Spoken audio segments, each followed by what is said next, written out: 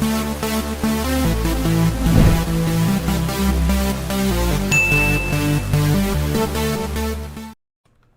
it going, guys? I'm your host Tiala. Welcome back to a Singaporean Life, and for today's video we are going to be talking about electric cars in Singapore. That's right, guys. Okay, so in Parliament earlier today they were actually talking about the entire electric car thingy, and I do have quite a few thoughts on it, on whether I think you should be getting it or you should not be getting it.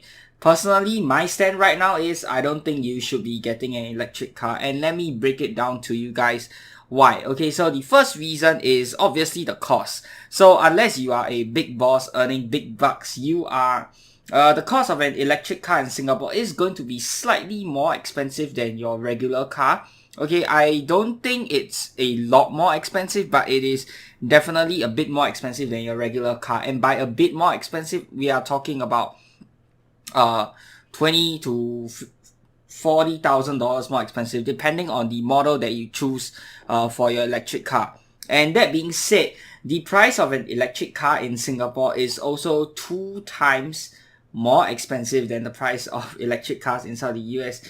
Yes, I know Singapore cars are generally more expensive than cars in the rest of the world, especially in the USA, and that's mainly because of our COE pricing, and also because of our roads. We do not have that much space compared to a country like the USA, and that's why the pricing of cars is so expensive. It is mainly to deter people from taking private transport because of the fact of all the road congestions and traffic jams that will occur if too many people are able to own their own private vehicle.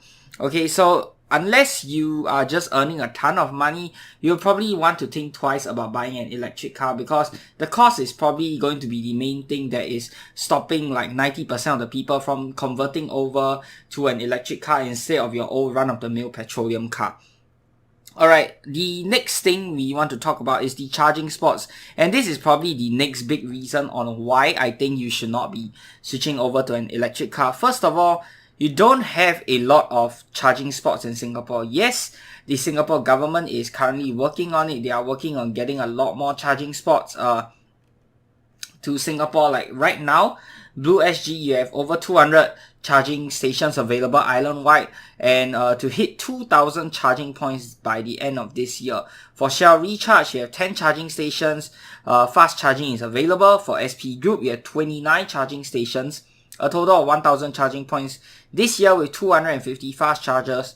For BYD, that's 122, and for Green Lots, that's 50. Okay, so as you can see here, it's really not a lot of charging points, especially if you take into account the number of vehicles that are on our road daily. If everyone were to switch over to an electric vehicle, then you definitely don't even have the amount that you need, the amount of charging stations you need. And the reason why I feel that you need more charging stations as compared to your regular petrol kiosk is simply because of the time it takes to charge cars. And I'm going to that brings me to my next point. Okay, so the Minister Ong Ye Kung actually said, acknowledged that while having high-powered fast charging points is preferred, the key to unlocking more charging facilities is to not insist on this, given that it will require a major upgrading of almost all the power substations and grid infrastructure in Singapore. It will be costly, time-consuming, stall the development and expansion for charging infrastructure,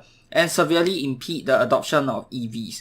Okay, we can move much faster in making charging points available if we accept that for most users, instead of high-powered fast charging, slow or overnight charging is alright. Okay, so on one hand, I do agree we definitely need a lot more charging points if this were to be even viable in Singapore, but at the same time, these charging points, they need to be fast charging, and there's no point in having a lot of points but they are all slow charging, because your vehicles are going to be parked there for like 8 to 15 hours minimum. Okay, so the slow charging time, it takes around that amount of time, and that's essentially a full day or an overnight for you to fully charge your vehicle. For fast charging, we can talk, they are talking about from 0 to 80% in a matter of 30 minutes, but that is still considerably slower compared to your regular petroleum. Okay, so let's say you go to the petrol station, it takes you like 15 minutes max to get from 0% to 100%. Okay, and that is still half of the time taken for a fast charging electric vehicle to go from 0% to 80%. Okay, and that is why I feel that the amount of time taken people need to charge their cars, it just doesn't make it worth it. What if you are running an emergency? You know, you have your own private vehicle for convenience, right? And that is the main reason why people want to buy a car. It's for convenience, right? If it is not even convenient for you to get around your own private vehicle, if you are running an emergency, if you're running late or whatever, and you know you don't have this fast charge, or the fast charge is just not fast enough for you, then what's going to happen? It essentially negates all reason for you to get your own private vehicle in the first place. You might as well take public transport, right? For petroleum cars, like, you can just stop over at any of the hundreds of petrol kiosks all over Singapore, you know, top up your tank to full within a matter of 10 minutes usually, if there's no queue, and you're good to go. But for electric vehicles, you do not have that luxury. Okay, so that's one thing to think about. Another thing to think about is fire hazard. Okay, so petrol stations, they are located in these big open areas. Like, you know, you guys have visited petrol kiosks in Singapore before. It's usually an open air area. In fact, I think all petrol kiosks in Singapore, they have a big open area, and that's mainly for safety reasons. Okay, so even if a fire does break out, at least, you know, you have some buffer area, cars nearby. There, you won't affect so many of the nearby cars, you won't affect the traffic, and it's very easy to evacuate. But that being said, if you have things like charging stations inside of your car parks itself, think of how many cars are parked inside that car park side by side. What if it catches fire? What if it explodes? You get the idea, right? More vehicles will definitely be damaged. There is an even higher chance for people to get injured if they are nearby the vicinity, and it is not as easy for people to escape in a car park compared to an open area like a petrol kiosk, right? And another problem is, what if people don't move away from the charging station? Okay, if you are charging your car and it is a slow charge, it takes 8 to 15 hours or even 24 hours to fully charge up your car. No one in the right mind is going to be sitting inside their car and waiting for the car to charge. You know what I mean? They will probably be at home sleeping or at work, or, you know, doing their own things. But basically, they are not going to be sitting inside of their car for the entire duration of the charging, right? Unless you're talking about those fast charge 30 minutes, then yeah, maybe people would just stay in the car. But, you know, that being said, the minister said that we will not be getting fast charging stations so soon. At least not that many of them. So most of it will be slow charging, and you usually have to park your car there for long periods of time. What if other people need to go ahead and charge their cars? And what if the person just leaves their car there for 2 days? Then the charging station is essentially ineffective for 2 days. Nobody else can use it, right? Because how else are you going to ensure that people, you know, remove their cars the moment it's fully charged? There's no way to do that. Like, for me personally, am I going to set an alarm to move my car away the moment it's fully charged? No, I don't think many people will actually do that, right? Like, sure, it's a social responsibility type of thing, but it is also a hassle. And how many Singaporeans will actually bother with this, you know, just to help someone else get into the charging station, right? It doesn't benefit me in any way. Sure, you can argue it's a social, moral responsibility sort of thing, but really, will you trouble yourself? Would you go out of your way to do that? No, I do not think people will actually want to do that. So, you know, that's just another thing. And the charging points is another really big reason why I do not think that electric vehicles will be viable inside of Singapore right now. Okay, that being said though, I feel that the advancement of technology is inevitable. Things will only continue to progress, and I think about 20-30 years down the road, 90% of the vehicles are going to be electric, because, you know, that's just the way things are. Okay, everything is going to change. Technology is going to continue to advance, whether you guys like it or not, and it's the only way forward. So I think it's only a matter of time before everyone switches over to an EV.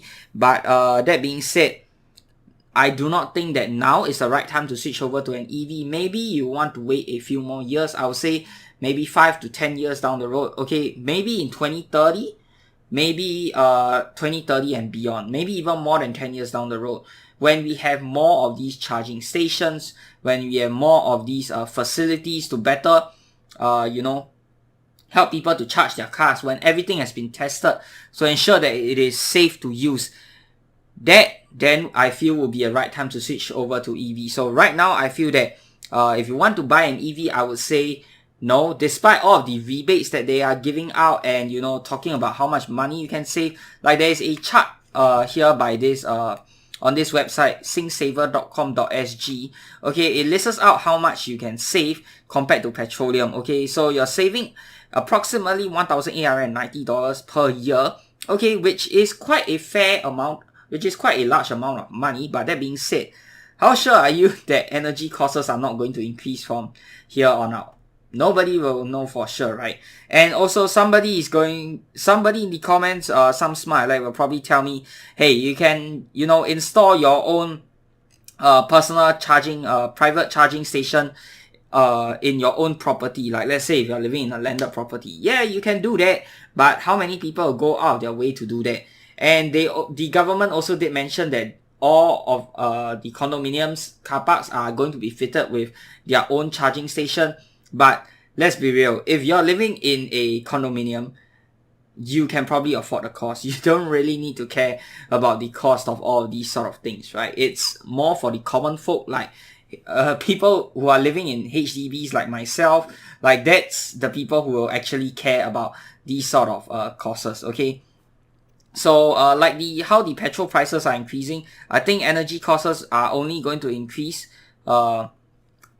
They make it all very rosy and sound very nice right now, but I think it's just a matter of time before it increases. And when that does, your savings isn't going to be that much. Maybe down the road, petroleum prices might even go down because of this. Like there's no demand, right? There's no demand, which means supply will be in abundance. And when you have an abundance of supply, that means your prices will go down. It's just basic economics.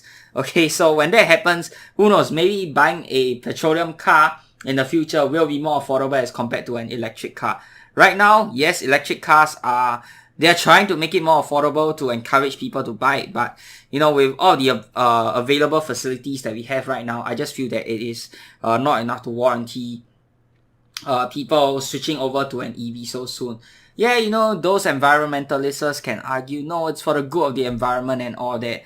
Yeah, but at the cost of inconveniencing yourself. And when you are spending so much money on a car, and let's be real here, buying a car isn't cheap, especially in Singapore. It's over $100,000. I don't think you want to spend $100,000 just to inconvenience yourself, right? Because the main point of getting a car or your own private vehicle is for your own convenience. Why would you buy something that doesn't give you that much convenience to begin with? So yeah, let me know what your thoughts are down in the comments below, and that's going to do it for this video, guys. I hope you guys have enjoyed. If you have, be sure to give it a thumbs up, and of course subscribe to this channel if you'd like to see more such future content. Till the next time, I'm your host Jia Le. Peace out.